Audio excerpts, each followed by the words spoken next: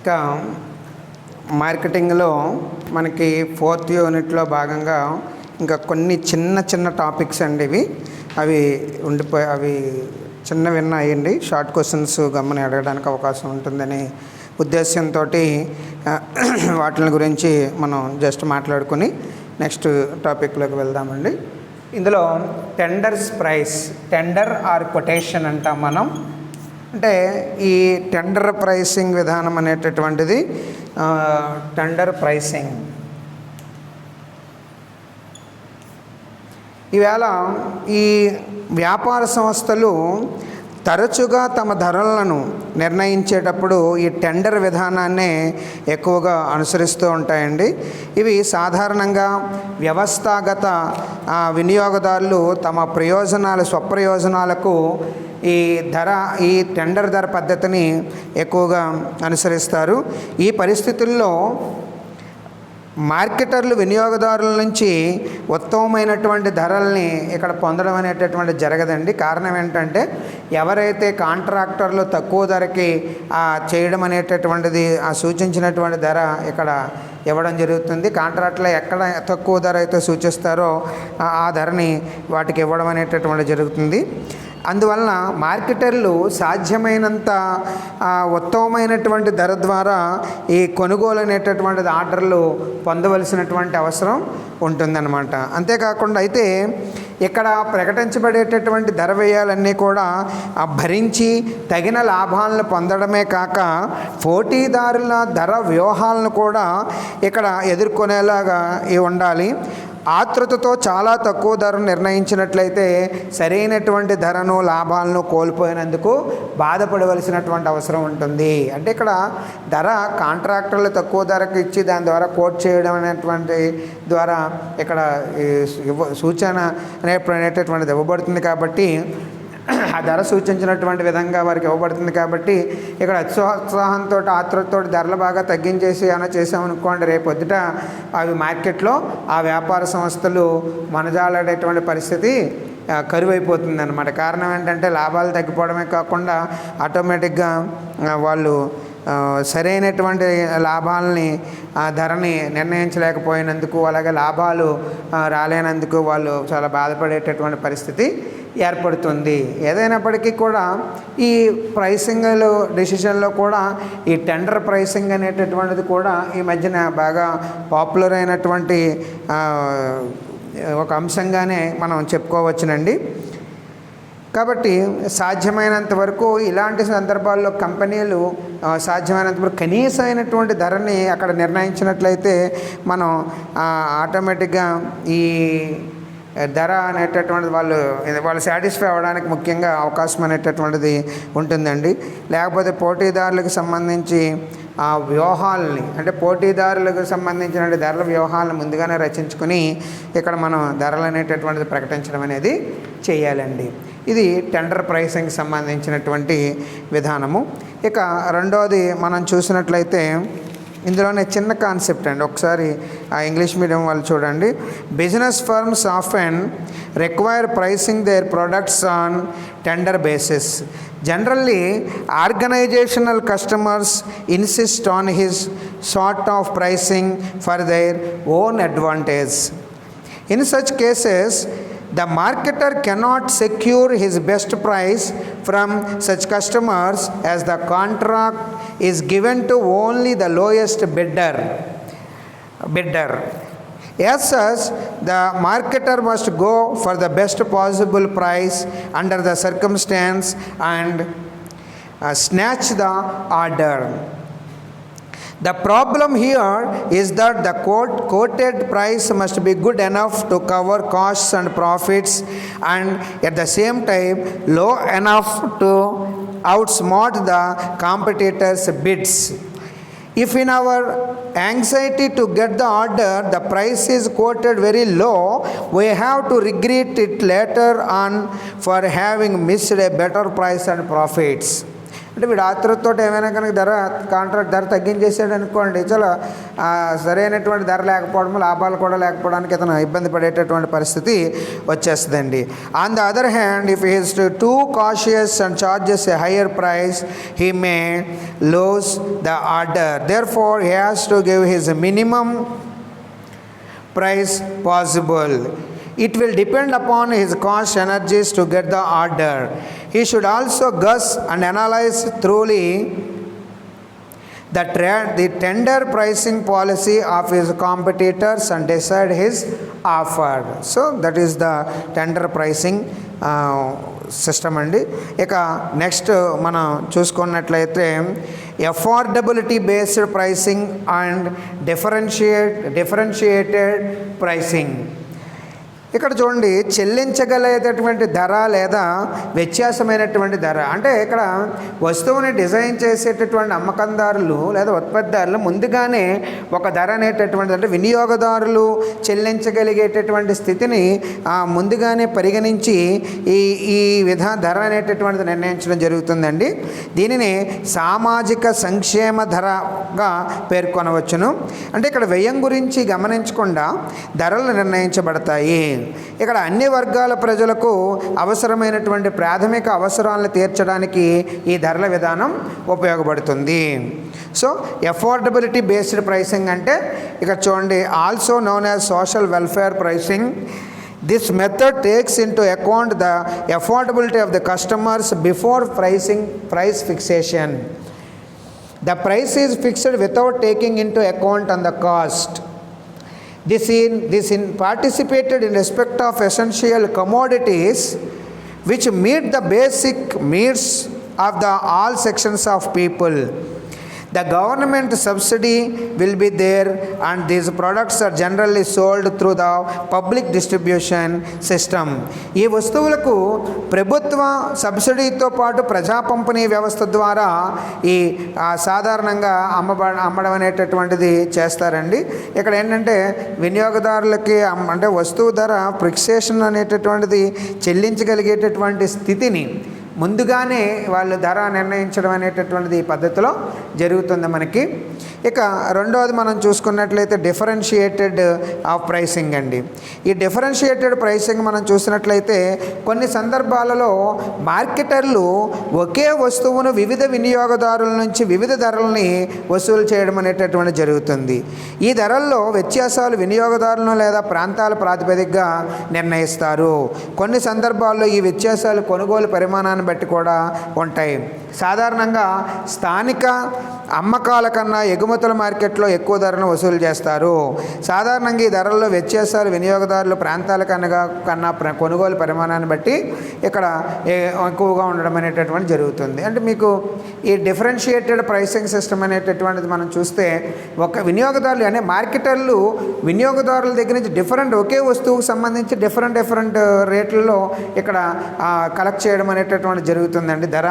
ఎందుకంటే అక్కడ ప్రాంతాలను బట్టి కావచ్చు, ఎక్స్పోర్ట్ చేసేటటువంటి దాన్ని బట్టి కావచ్చు, సాధారణంగా ఇక్కడ ఈ ధర అనేటటువంటిది అమ్మకాలు అంటే స్థానిక అమ్మకాల కన్నా కూడా ఎగుమతుల ఆ మార్కెట్లో ఎక్కువ ధరను ఇక్కడ వసూలు చేయడం అనేది జరుగుతుందండి. అంటే ఈ ధరల్లో వ్యత్యాసాలు వినియోగదారులు లేదా ప్రాంతాల ప్రాతిపదికగా ఇక్కడ నిర్వహించడం అనేటటువంటిది జరుగుతుంది. ఇదో రకమైనటువంటి ధర విధానం అండి. Sometimes a marketer charges different prices for the same product to different customers. This price discrimination in either based on class of the customer or based on marketing territory. Sometimes the differentiation is based on volume of purchase. Generally, for exports, a higher price is charged than for local sales. Local అమ్మకాల కన్నా ఎగుమతులకు సంబంధించి అమ్మకాలు చేసేటప్పుడు ఎక్కువ ధరలని coat చేయడం అనేది ఇక్కడ జరుగుతుందండి. Differentiation is based on volume of purchase is more common than class of customers or territory. So ఇక అనదర్ ఇంపార్టెంట్ ప్రైసింగ్ సిస్టంలో రివర్స్ ధర మరియు ప్రోత్సాహ ధర, reverse pricing and promotional pricing. ఈ రివర్స్ ప్రైసింగ్ అనేటటువంటిది మనం చూసినట్లయితే కొంతమంది ఉత్పత్తిదారులు వస్తు నమూనాలు రూపొందించగానే ఇంకా ఉత్పత్తి ప్రారంభించకుండానే ధరలు ప్రారంభిస్తారండి. అంటే ఇంకా నమూనా అనేటటువంటిది ఎప్పుడైతే ప్రారంభం చేశారో ఇంకా వస్తువు తయారవ్వకుండానే ఇక్కడ ధరలు అనేటటువంటిది నిర్ణయించడం అనేటటువంటిది చేస్తారండి. బడ్జెట్ వ్యయంలోపే వస్తువులను తయారు చేయవలనని ప్రయత్నిస్తారు. అంటే ముందుగా ఏర్పాటు చేసుకునేటటువంటి ఒక వస్తువుకి అయ్యేటటువంటి ధరని బడ్జెట్కి సంబంధించేటటువంటి వ్యయాన్ని ముందుగా చూసుకుంటారని మనం మాట్లాడుకున్నాము ఆ ఇంట్రడక్షన్కి ముందుగా చేసేటటువంటి ప్రాసెస్లో. అయితే అక్కడ దానికన్నా ఆ బడ్జెట్ వ్యయంలోపే అక్కడ ధర అనేటటువంటిది ఆ వస్తువులు సంబంధించి తయారైపోవాలని ప్రయత్నిస్తారండి, తయారు చేయమని ప్రయత్నిస్తారు. వస్తువు ధర నిర్ణయించడం వల్ల ఎంత ఉత్పత్తికి ఎంత మార్కెటింగ్ను కేటాయించాలో నిర్ణయించబడుతుంది. ఎప్పుడైతే ధర నిర్ణయిస్తారో ఎంత ఉత్పత్తికి ఎంత మార్కెటింగ్ కేటాయించాలనేది వీళ్ళు వేసుకోవడం జరుగుతుంది. ఈ విధమైనటువంటి ధరల విధానం కంపెనీ పోటీ ఆధారంగా ధరలు నిర్ణయించాలనుకుంటున్నప్పుడు ఉపయోగిస్తారండి. ఈ రివర్స్ ప్రైస్ అనేటటువంటిది పోటీ ఆధారంగా ఉండేటటువంటి సందర్భాల్లో ఈ ప్రైసింగ్ మెథడ్ అనేటటువంటిది ఆ ధర నిర్ణయించేటటువంటి పరిస్థితి వచ్చినప్పుడు ఈ రివర్స్ ప్రైస్ మెథడ్ అనేటటువంటిది చేస్తారండి. సాధారణంగా వస్తువు తయారీకి సంబంధించి ఆ వస్తువుకు తయారీకి ముందు నమూనాకి ఉన్నప్పుడు కానీ తయారవ్వకుండానే ఇక్కడ ధర అనేటటువంటిది నిర్ణయిస్తారండి. ఒక బడ్జెట్ వ్యయం లోపలనే ఆ వస్తువు ధరలు అనేటటువంటి తయారీ అనేటటువంటిది జరగాలి అనే ఆలోచన అనేటటువంటిది ఇక్కడ ఆ ఉత్పత్తిదారులకి ఉండడం జరుగుతూ ఉంటుంది.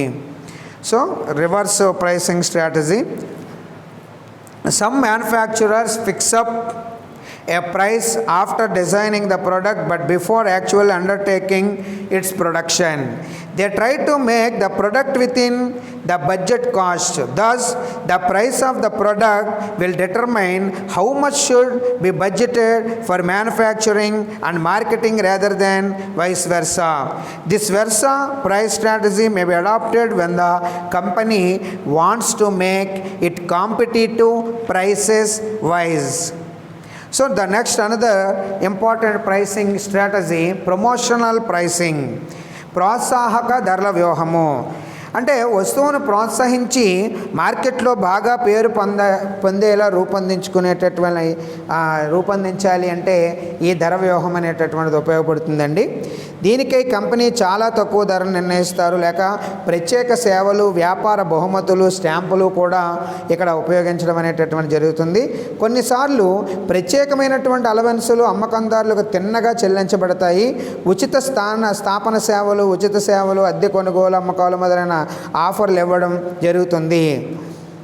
వీటిలో రెండు రకాలైనటువంటి పద్ధతులు ఉన్నాయండి. ఇక్కడ సాధారణంగా మనం చూసినట్లయితే వస్తువుని ప్రోత్సహించి మార్కెట్లో బాగా పేరు సంపాదించాలి అని పొందేలా, అంటే పేరు పొందేలా రూపొందించుకోవాల్సినటువంటి సంస్థలు ఈ ప్రోత్సాహకపరమైనటువంటి ధరల్ని ఎంపిక చేసుకుంటాయండి. ఇక్కడ వస్తువుల యొక్క ధరలు తక్కువగా ఉంటాయి.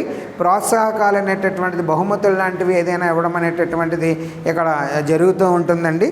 ఈ సాధారణంగా ఇక్కడ ఏమిటి అంటే కొన్నిసార్లు ప్రత్యేకమైనటువంటి ఆఫర్లు కానివ్వండి, అలవెన్సులు కానివ్వండి, అమ్మకందారులకి తిన్నగా చెల్లించబడడం అనేది జరుగుతుంది. ఇక్కడ మీరు చూసినట్లయితే ఉచిత స్థాపన అంటే ఫ్రీ ఇన్స్టలేషన్ అని, అలాగే అద్దె కొనుగోలు సంబంధించినటువంటి అమ్మకాలు మొదలైనటువంటి ఆఫర్లకి ఇక్కడ ఆఫర్లని ఇవ్వడం జరుగుతుంది. ఇవి సాధారణంగా రెండు రకాలుగా ఇక్కడ మనం చెప్పుకోవచ్చునండి. అందులో ఒకటి నాయకత్వ ధర, రెండు బయట ధర అని. So to promotional pricing. To promote a product and make it highly popular in the market, this promotional pricing policy is adopted. For this, the company may quote a very low price or offer special services, gifts, trading stamps, etc. Sometimes some special allowance known as push money is directly paid to salesmen to push the product. Offers like trade-ins, free installation, free servicing, financing by hire purchases, sales, etc. are also made. Here there are two more methods. The first one is leader pricing, నాయకత్వ ధర. రెండోది byte pricing, బయట pricing, బయట ధర. ఇందులో నాయకత్వ ధర అనేది మనం చూసినట్లయితే ఈ సూపర్ బజార్లు కానీ డిపార్ట్మెంటల్ సంబంధించిన స్టోర్లు కానీ ఈ ధర విధానాన్ని అనుసరిస్తాయి. కొన్ని వస్తువుల ధరలు తగ్గించడం వల్ల వినియోగదారులు ఈ స్టోర్స్ని ఆకర్షించడం అనేది జరుగుతాయి. ఒకసారి వారు షాపుకు రాగానే ధరలు తగ్గించని ఇతర వస్తువుల పట్ల కూడా మక్కువ చూపడం అనేది జరుగుతుంది. ఉదాహరణ రెడీమేడ్ దుస్తులు తరచుగా వాటి మీద 20% ధరలు తగ్గించి ఈ పద్ధతిని ఉపయోగిస్తారు. అంటే ఈ నాయకత్వ సంబంధించేటటువంటి ధర సాధారణంగా సూపర్ బజార్లు కానీ లేకపోతే డిపార్ట్మెంటల్ స్టోర్స్లో జరుగుతాయండి. ఆ ధర తగ్గింపు వల్ల ఏమవుతుంది అంటే ఆటోమేటిక్గా వినియోగదారులు అక్కడికి భారీ సంఖ్యలో వచ్చి అట్రాక్ట్ చేయడము వాళ్ళ యొక్క ముఖ్యమైనటువంటి విధి. ఒక్కొక్కసారి భారీ ఆఫర్ తగ్గింపులు లేకపోయినటువంటి వస్తువులు కూడా ఆ టైంలో వాళ్ళు చూసి కొనుగోలు చేయడానికి కూడా వాళ్ళు వెనుకాడినటువంటి పరిస్థితి వస్తుందండి. ఇది నాయకత్వం సంబంధించేటటువంటి ధరగా మనం చెప్పుకోవచ్చును. This is leader pricing. This is generally participated by vertical outlets like super bazaars and departmental stores. A few item prices are lowered and customers are attracted to the stores. Once they enter the shop, they will be manipulated to buy other products whose prices are not lowered. The ready-made garment shops, by announcing 20% discount on selected item, exactly follow this method. The another type of pricing method is bait pricing. This is also similar to the leader pricing, but is an unethical one. Here the price is lowered only to attract the customer into the shop, and afterwards he will be persuaded to select and buy a higher margin product. ఇక ఈ బయట సంబంధించినటువంటి ధర మనం చూసినట్లయితే ఇది కూడా నాయకత్వ ధర పద్ధతికి సమానంగానే ఉంటుంది. కానీ ఈ పద్ధతి అనైతికమైనటువంటిది. ఇవి వినియోగదారులు ధరలు తగ్గించి వినియోగదారులు షాపులోకి రాగానే వారి చేత ఎక్కువ ధర వస్తువులు కొనేలా ప్రేరేపిస్తారండి. ఇది బయట సంబంధించేటటువంటి ధర పద్ధతి. ఇక సైకలాజికల్ ప్రైసింగ్ పద్ధతి. ఇప్పుడు సాధారణంగా చూడండి ఈ మనస్తత్వ ధర పద్ధతి గురించి. మనస్తత్వ ధర పద్ధతి అంటే మనం చూడండి ఎక్కువగా షూస్ కంపెనీలు కానీ లేదా టీవీ కొన్ని కంపెనీలు మనకు చూడండి ప్రైసెస్ విషయానికి వచ్చేటప్పటికి ఆ సైకలాజికల్గా వినియోగదాన్ని అట్రాక్ట్ చేయడం అనేది కూడా కనుక్కోవడం జరిగిందండి. ఉదాహరణకి ఒక చెప్పు మనం 250 రూపాయలు అనేటప్పటికి అమ్మో అంటాడు. అదే 249 రూపాయలుగా ఇక్కడ డిజైన్ చేసినప్పుడు వాడు 200 రూపాయలే పట్టుకున్నాను అనేటటువంటి సంతృప్తిని వాడు చెందుతాడండి. అదే 250 అంటే 250 అంటే 300 దగ్గరగా అయ్యింది అంటాడు అనమాట. అంటే వాడి యొక్క సైకలాలజీ చూడండి. అలాగే టీవీలు 10,000 రూపాయలు పెట్టి టీవీ కొన్నాడు అంటే 10,000 ఎక్కువ కనబడుతుంది. అదే 9,999 అన్నామనుకోండి వాడు సైకలాజికల్గా వాడు ఆ ధరకి అంతా లేదులండి 9,000 పెట్టి 9,000 అయింది టీవీ అంటాడు అనమాట. పై 9,999ని కూడా పక్కనే పెట్టేసి that is called psychological pricing method. అర్థమవుతుందండి. అలాంటి పద్ధతులు సాధారణంగా మనకి షూస్ కంపెనీలు కానివ్వండి, టెలివిజన్ కంపెనీలు కానివ్వండి ఈ మధ్యన బాగా వాడి యొక్క సైకాలజీ అర్థమైందంటే ₹1 ఎక్కువ చెల్లిస్తే చాలా ఎక్కువ చెల్లించేశాను. ఇదే చూడండి 9,990 బాబాయ్ 10,000 అనడానికి 9,000 రూపాయలే అంటాడు. అవసరమైతే పై 999ని కూడా ఏదో అయిందిలే 9,000 పైన అయింది చిల్లర అయింది అంటాడు. కావాలంటే 999ని 9,000 చిల్లరగా చెప్పేస్తాడు మనకి. అర్థమవుతుందండి. దట్ ఈస్ కాల్డ్ మనస్తత్వ ధర అంటాము. అంటే వినియోగదారుల యొక్క మనస్తత్వాన్ని ఉపయోగించుకొని ఇలాంటి ధరలను నిర్ణయించుకునేటటువంటి సంస్థలు అనుసరించేటటువంటి పద్ధతి అండి ఇది. ఈ సాధారణంగా ఈ ధర దాని వాస్తవ ధర కన్నా తక్కువగా ఉన్నట్లు అనిపిస్తుంది. అర్థమవుతుందండి. ఇది 10,000 అనేదానికి కొంచెం వాస్తవ ధర కన్నా తక్కువగా ఉన్నట్లుగా ఇక్కడ ఉండడం అనేటటువంటిది జరుగుతుందండి. సరే, ఇది మనస్తత్వ అయినటువంటి ధర. So making psychological price, making use of the psychology of the customers and fixing prices is another pricing strategy followed by certain firms. Here the price is so fixed that it looks or appears to the lower than it actually is. So that is the psychological price అండి. కాబట్టి అంటే ఇవి జనరల్గా మనకి 5 మార్కులు క్వశ్చన్లు, అంటే ధర నిర్ణయంలో ఈ ప్రైసింగ్ డిసిషన్లో భాగంగా ఇలాంటివి కూడా మనకు అడగడానికి అవకాశం ఉంటుంది. కాబట్టి అవి దాన్ని జనరల్గా రాసేటటువంటి టాపిక్సేనండి. ఇదేమి ఎక్కడ మీరు బై హార్ట్ చేయవలసినటువంటి పని ఏమీ లేదు. ఇక మనకి మార్కెటింగ్లో ఆ ప్రధానమైనటువంటి 4 P's అని మాట్లాడుకున్నామండి. ప్లేసు, అండ్ నెక్స్ట్ వచ్చి ప్రొడక్ట్ గురించి చెప్పాము, ప్రైస్ గురించి చెప్పాము. ఇక 4వ రకమైనటువంటిది ప్రమోషన్. ఇది లాస్ట్ యూనిట్గా మనం చెప్పుకుందామండి.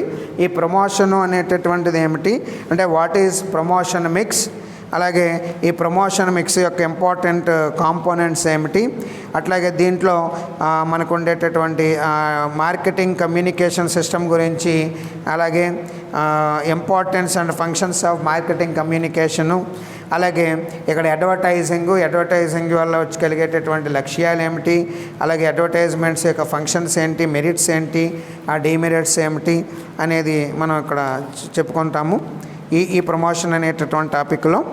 So what is the advertisement management అని దాని గురించి మాట్లాడతాం. అలాగే ఇక ప్రకటనల ద్వారా రెండో రకంగా పర్సనల్ సెల్లింగ్ అండి, వ్యక్తిగత అమ్మకాలు చేయడం ద్వారా అక్కడ ఉండేటటువంటి అడ్వాంటేజెస్ ఏమిటి, డిసడ్వాంటేజెస్ ఏమిటి అనేటటువంటి దాని యొక్క ఇంపార్టెన్స్ ఏమిటి ఇక్కడ ఈ ప్రమోషన్ అనే టాపిక్స్లో మనం మాట్లాడుకుంటామండి.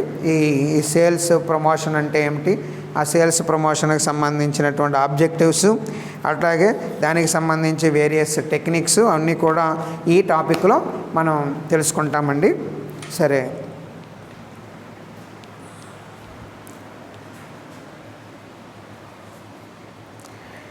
ఇక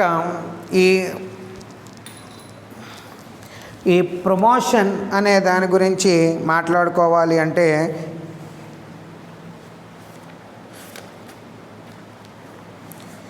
ఇదే మనకి ప్రమోషన్ అండ్ డిస్ట్రిబ్యూషన్ అనేటటువంటి టాపిక్ అనమాట అండి. ఇది కూడా చాలా మీకు ఆల్రెడీ ఇంట్రడక్షన్లోనే చెప్పాను.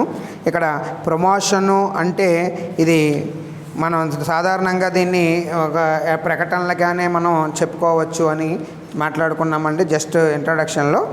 చూడండి, మన నిత్య జీవితంలో మనం ఎన్నో రకాలైనటువంటి ప్రోత్సాహకమైన సాధనాల ద్వారా ఈ ఎన్నో రకాల విషయాల్ని తెలుసుకోవడం అనేటటువంటి జరుగుతూ ఉంటుంది.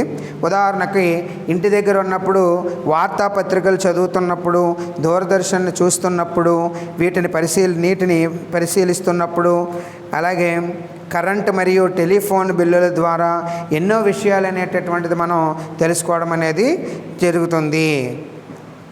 అలాగే కార్యాలయాలకు వెళ్తూ ఉన్నప్పుడు బస్సులపైన కానీ రోడ్డు మీద వెలసిన పెద్ద బోర్డులు కానీ పోస్టర్లు బ్యానర్ల ద్వారా ఎన్నో రకాలైనటువంటి సమాచారాన్ని మనం తెలుసుకోవడం అనేది చూస్తున్నాము. ఒక రిటైల్ షాప్ దగ్గర ఉన్నట్లయితే వస్తువుల గురించి సమాచారము, హ్యాంగర్లు, అలాగే బిన్లు మొదలైన వాటి రూపంలో మనకు కనిపిస్తూ ఉంటాయి. వీటన్నింటిలో కంపెనీ యొక్క ఒక నిర్దిష్ట వస్తువు యొక్క సమాచారం సుస్పష్టంగా మనకి కనిపించడం అనేటటువంటిది జరుగుతుంది. అంటే ముందుకు వెళ్ళే ముందు ప్రోత్సాహక మిశ్రమంలో 4 ముఖ్యమైనటువంటి పద్ధతులు ఉంటాయి. అంటే ఇక్కడ చూడండి, మనం ఇవన్నీ కూడా మనకి ఇప్పుడు నేను చెప్పినవన్నీ కూడా మన నిత్య జీవితంలో ప్రతిరోజు కూడా తారసపడేటటువంటి అంశం కింద మనం చెప్పుకోవచ్చునండి. ఎందుకంటే ఇంటి దగ్గర ఉన్నా సరే, ఒకవేళ బయటకు వెళ్ళినా సరే, లేకపోతే ఏదైనా ఉద్యోగ రీత్యా బయటకు వెళ్ళినా, లేదా చదువు రీత్యా మీరు బయటకు వచ్చినా, లేదా ఒక షాపుల దగ్గరికి వెళ్ళి ఏమైనా కొనుగోలు చేయాలని అనుకుంటున్నప్పుడు కూడా తప్పకుండా అక్కడ ఏదో ఒక కంపెనీకి సంబంధించి, ఒక వస్తువుకు సంబంధించి సమాచారం అనేటటువంటిది మనకి ఉండడం జరుగుతుందండి, లభించడం జరుగుతుంది. అయితే ఇక్కడ ప్రోత్సాహక మిశ్రమంలో మనం చూసినట్లయితే ప్రధానంగా 4 రకాలైనటువంటి పద్ధతులు ఇక్కడ ఉన్నాయండి. ఇందులో మనం తెలుసుకోవాల్సినటువంటిది ఏమిటి, 4 పద్ధతులు అంటే ఇప్పుడు మనం చెప్పుకునేటట్టుగా ఇప్పటివరకు మనం మాట్లాడుకున్నట్టుగా మనం చూసినట్లయితే ప్రధానంగా ఈ ప్రమోషన్ మిక్స్ అనేటటువంటి కార్యక్రమంలో ప్రమోషన్ మిక్స్ అనేటటువంటి కార్యక్రమంలో ప్రధానంగా మనకి 4 మెథడ్స్ ఇక్కడ మనకు కనబడుతున్నాయండి. అందులో మనం ఒకటిగా అడ్వర్టైజ్మెంట్స్ అని మనం చెప్పుకోవచ్చును. ఇందులో ముఖ్యమైనటువంటిది ప్రకటనల ద్వారా మనకి ఇలాంటి ప్రదర్శనలన్నీ కనబడతాయి. అలాగే రెండో రకాన్ని మనం చూసినట్లయితే వ్యక్తిగత అమ్మకాలండి, పర్సనల్ సేల్స్ అండి, వ్యక్తిగత అమ్మకాలు అనేటటువంటివి. అలాగే మూడోది మనం చూసినట్లయితే సేల్స్ ప్రమోషన్, అమ్మకాల ప్రోత్సాహకము,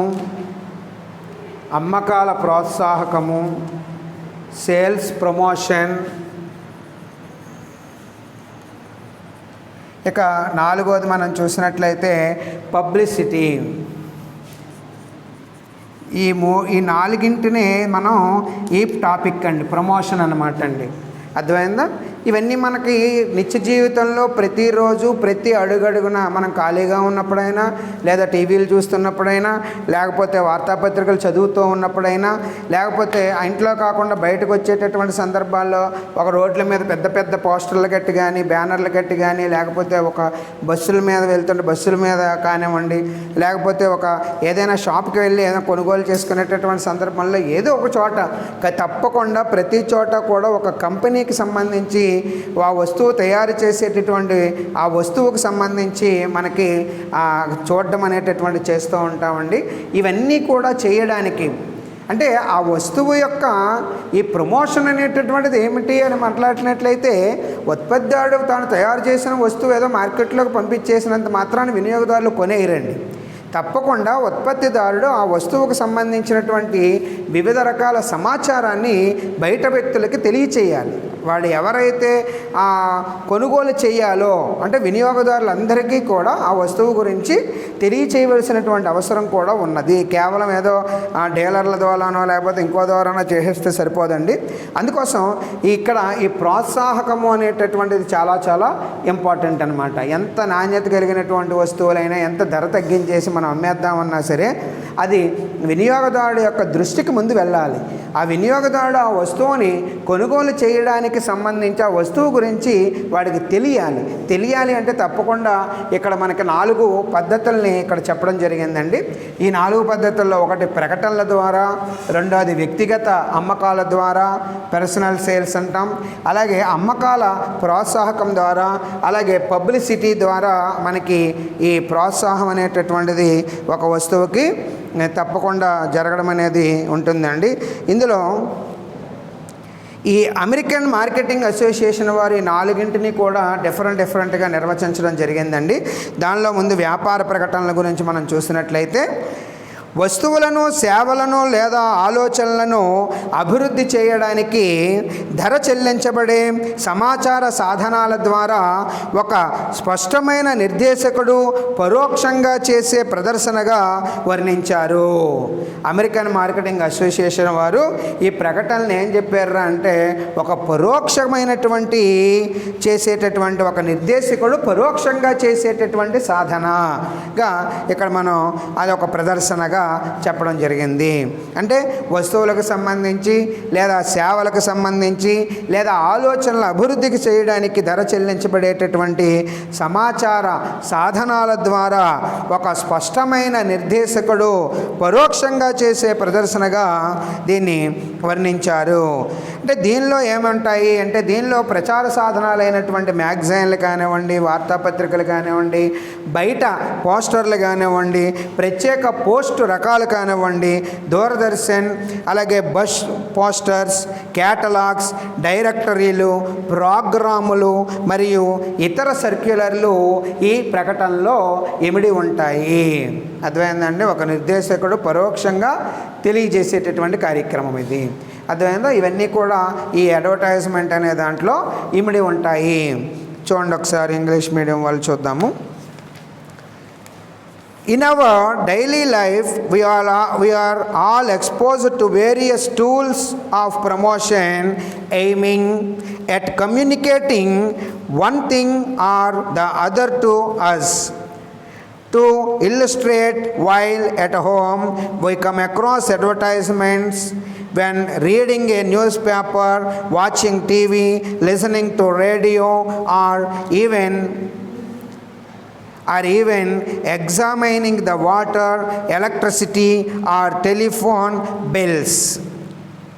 On our way to the office, similar communications faces on bus panels, roadside hoardings, neon signs, posters, banners, etc. And while at a retail shop, these take the shape of traffic builders, product displays, streamers, hangers, bins, etc. and all sharing information relating to a specific product of a company. Promotion tools available to a marketer. Before proceedings further, let us take a look at the definitions of the 4 major methods of promotion. The Committee on Definitions of the American Marketing Association defined these components as under. What is the main? These components are advertisements. 4 components are advertisement, personal sales, sales promotion and publicity. The first components in advertisement: any paid form of non-personal presentation and promotion of ideas, goods or services by an identified sponsor.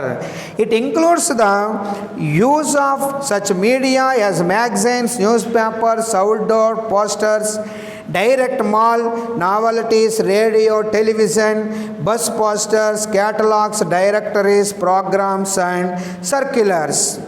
The another second important component is personal selling. Oral presentation is the conversation with one or more prospective purchasers for the purpose of making sales.